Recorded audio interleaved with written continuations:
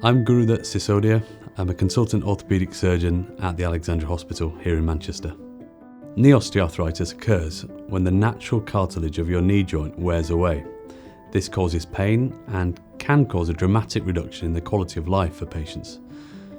In some patients, the cartilage has only worn out in one of the three compartments of the knee, and a partial knee replacement tries to resurface the cartilage and bone in just the worn out part, leaving the other parts untouched.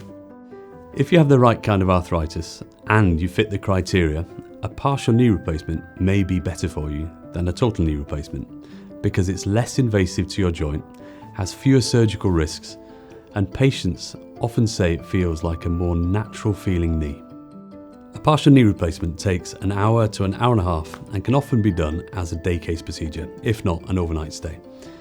After a partial knee replacement, you'll be walking on it straight away and then back to walking independently, typically within 3 to 6 weeks.